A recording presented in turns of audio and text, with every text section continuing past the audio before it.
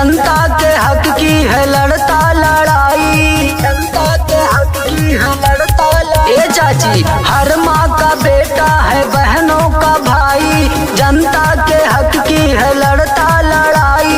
मांगे आशीर्वाद छू के हो पहुआ, हे चाची अब की जितैया चुनौआ, हे चाची अब की जितैया चुनौआ, हे चाची अब की जितैया चुनौआ, हे चाची अब की जितैया चुनौआ।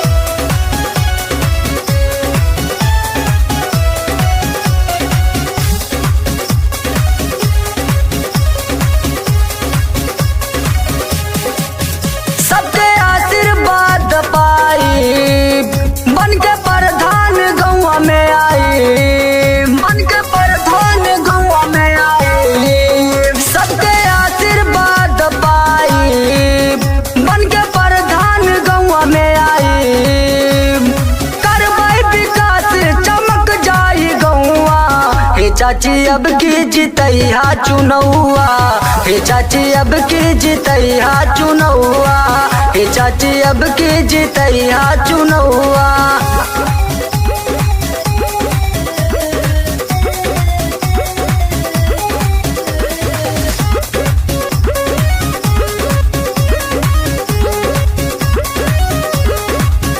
कौनो आफत पड़े दौड़ा आई, सुख दुख में हम सथवा निभाई, सुख दुख में हम सथवा निभाई। कौनो आफत पड़े दौड़ा आई, सुख दुख में हम सथवा निभाई।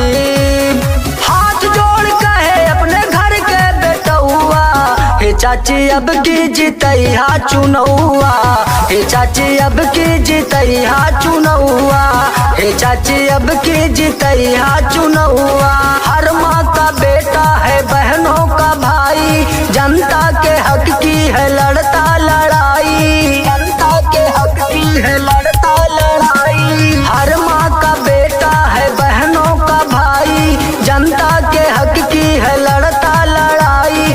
मांगे आशीर्वाद छुई के हो पहुआ, हे चाची अब की जितैया चुनौआ, हे चाची अब की जितैया चुनौआ, हे चाची अब की जितैया चुनौआ, हे चाची अब की जितैया चुनौआ।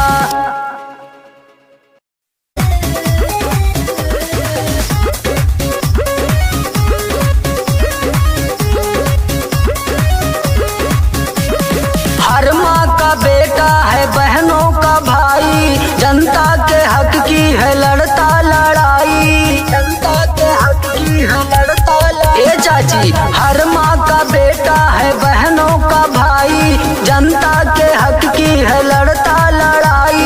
मांगे आशीर्वाद छू के हो पहुआ, हे चाची अब की जितैया चुनौआ, हे चाची अब की जितैया चुनौआ, हे चाची अब की जितैया चुनौआ, हे चाची अब की जितैया चुनौआ।